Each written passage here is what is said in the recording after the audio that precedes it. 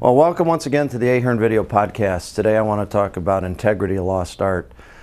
Last week I wrote a newsletter about integrity and about how our business environment has changed, and the response was overwhelming.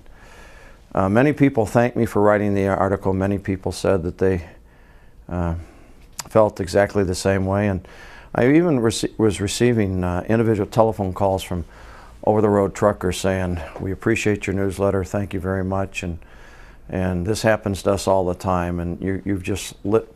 One lady in particular from Georgia said, "You've just made my day." The reason I wrote the article is that I think in the business world, companies want to know today why they're failing. People want to know today why they're not where they need to be.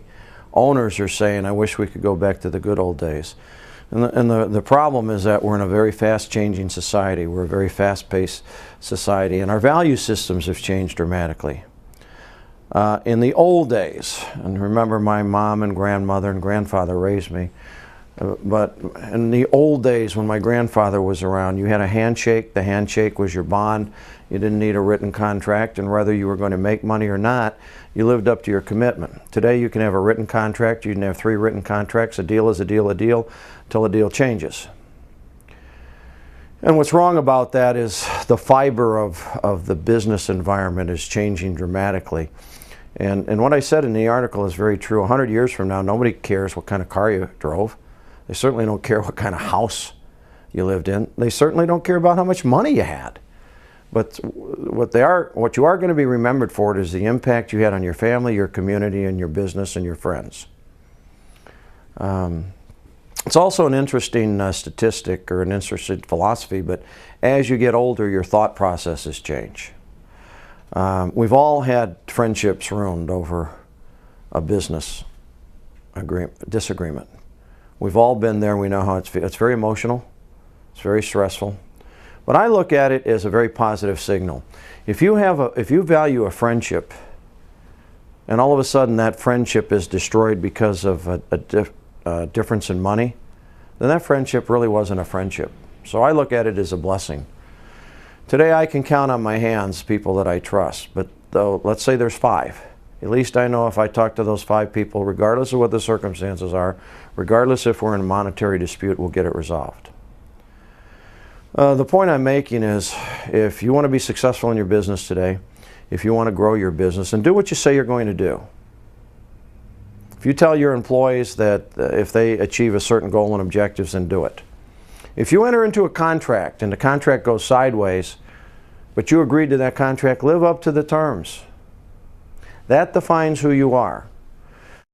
I'm receiving a lot of phone calls from truck drivers saying, the new hours of service are putting us out of business. The government's putting us out of business, and they are. But complaining about it doesn't get the drivers to where they need to be. You need to form a coalition, and you need to you need to integrate dispatch with management so that if a driver, like this poor lady in Georgia, she went and could not deliver her load for 7 hours. Well, under the new hours of service rules, that's considered drive time. So by the time she was able to unload, she couldn't get another load, and so it was a lost day. That shipper is directly responsible for that truck driver's wage as far as I'm concerned. And the point I'm making is we need to start tracking this type of information. We need to start educating shippers, and we need to start charging shippers because drivers are going to exit left and right. We don't have enough drivers today, and why?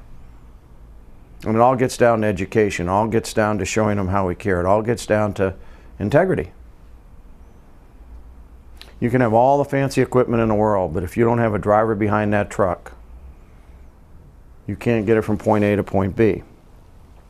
Most importantly, I have said 100,000 times, we need to start educating the general public. I've said and I've stated statistics that we're one of the safest industries in the country, yet we're the most crucified industries in the country. And until we take a stand, and until we start doing things that we have to do, we're going to continue to have these challenges. We took out 10,500 trucks out of our system the first quarter. We had 390 plus trucking bankruptcies. That's increasing our unemployment. That's driving up freight rates. capacity or lack of capacity means prices go up. Cost of technology is increasing our costs. Cost of equipment is increasing our costs. Cost of insurance because of all these ridiculous litigations.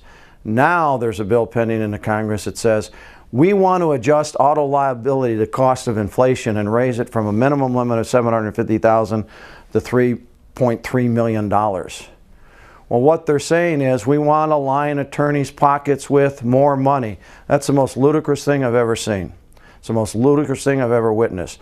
Do you realize what it's going to do to this economy if you do that? The point being that start looking at things in a proper perspective. Start realizing that every person on this earth has some worth. Understand that drivers need some consideration. Understand that employees need to be given incentives. And understand that if you complain about something, it doesn't change the situation.